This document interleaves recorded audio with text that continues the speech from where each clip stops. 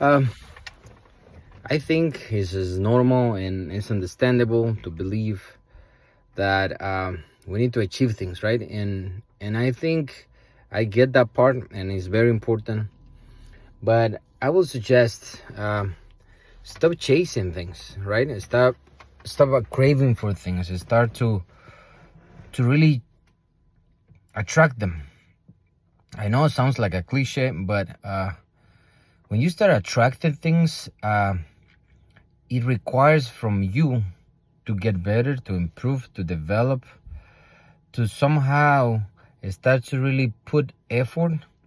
It requires you to be in a one richness mentality and abundance. Then you really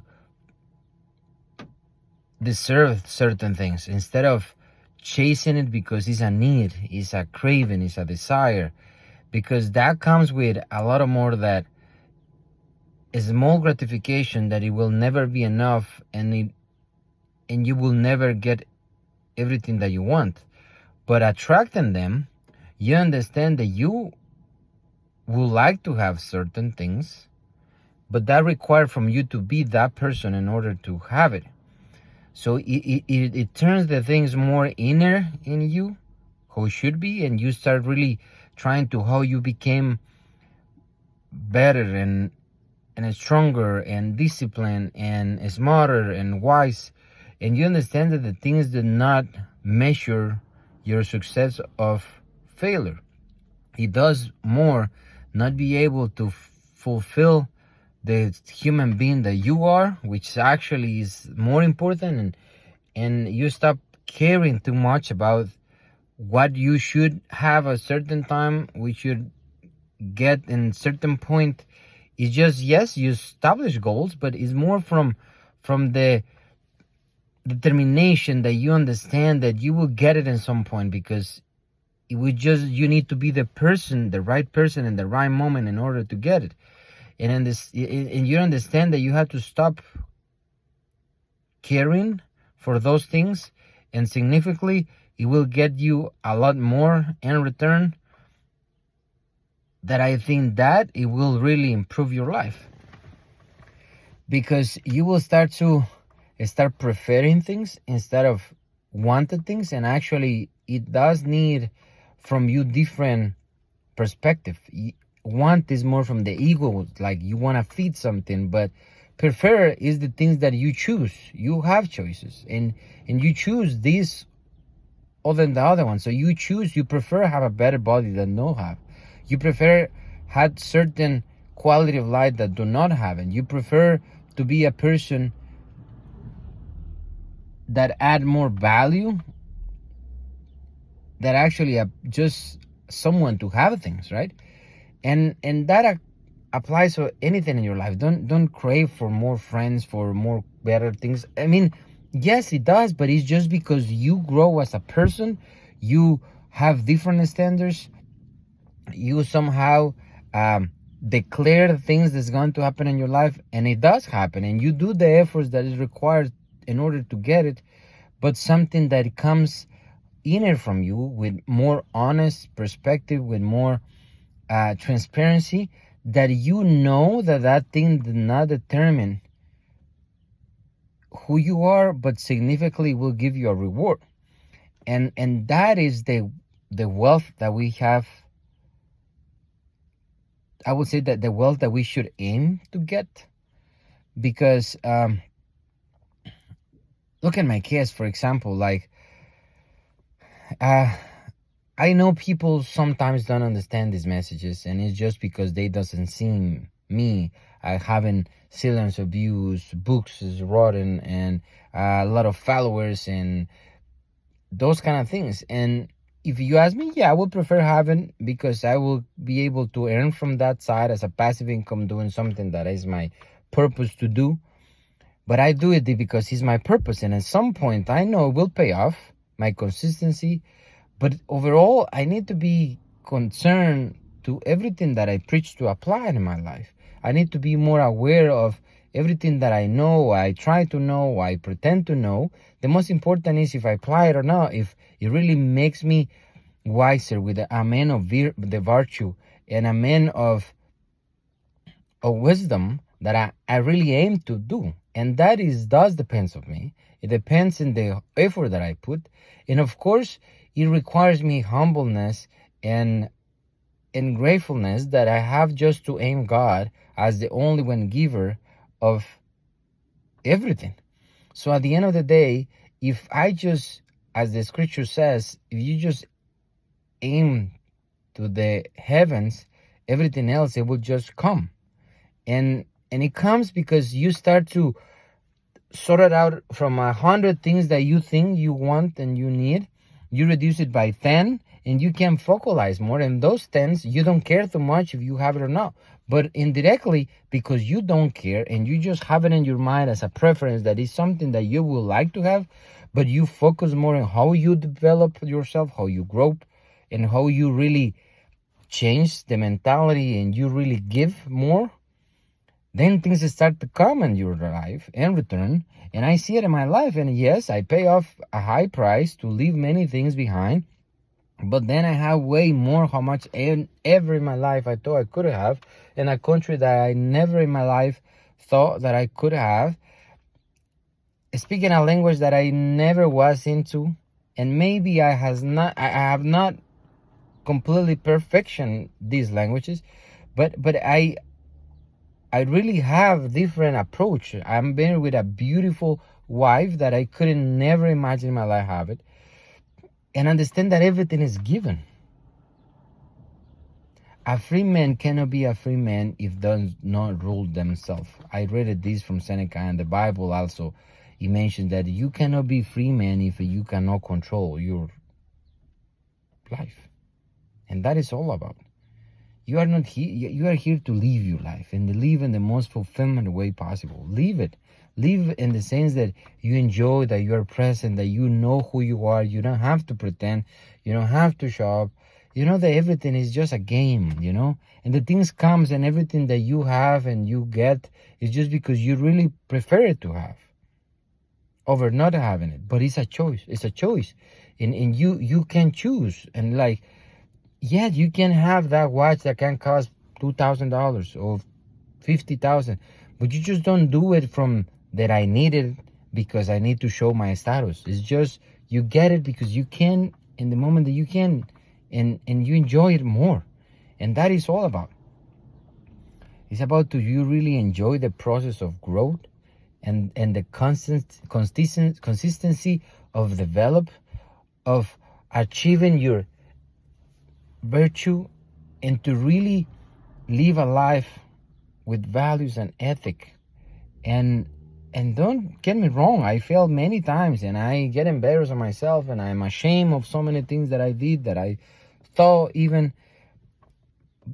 But we have a lawyer in the heavens that is advocate for all of us and is really give us that hope that it will never end, because you really can apply and you can be free, man. And the free is not, I always says that in my concept of freedom is not to do whatever you want. That is not freedom. Freedom is more that knowing that you can, but you choose not to. Because it gives you that power in your life that we all come with, and we just don't see it. We think that because I'm free, I can do whatever. And that is not necessarily everything is good to you. But when you know that your freedom is, I can do whatever I want, but I just choose not to, and I just want to do what I actually want to do, your relationships become better, your family, the relations improve, your relation with God improve, your finances improve, your purpose improve, your body improve, and that is all about. And then yes, it will come hard moments. Yes, it will get situations, but isn't this hard moments and this when the strength comes in place? And that is the most beautiful part, because it's when you really learn, and it's a reminder that everything is given. And because everything is given, you are grateful. You are grateful to that God that gives you everything. And just give it the opportunity to share it, to live it, to believe it. And when you do that, significantly, you start to feed your soul different. You start to feed your mind different. And then you take care of your body different. Because you understand that your body is the tool that you have to live this life. The mind is the ruler over the body. And the soul is the essence and the spirit of all of this. Is who make those decisions, is who choose. And that is the opportunity. We always have that opportunity. We just throw it out because we think that we are our jobs, that we are our status, that we are our power, that we are our things. And that I don't like either, going in the other side of the coin, when people is like, oh yeah, it's better not have nothing. And I don't think, and maybe thus in some way, but you have to be very spiritual, and it's not for everybody. And I think you prohibit yourself from many things that are there to enjoy and to live and to appreciate it and to be grateful for.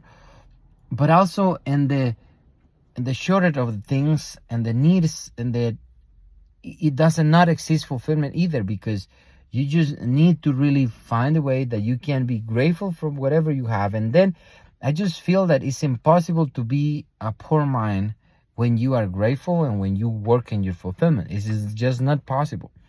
But yes, you can have shortage of physical things. You can be shortage of economic part of your life. You can be shortage in friendship, in relations, and whatever. You can struggle in that, but it can change when you start transform yourself, develop yourself, and become more aware and more grateful of the actually important things in life.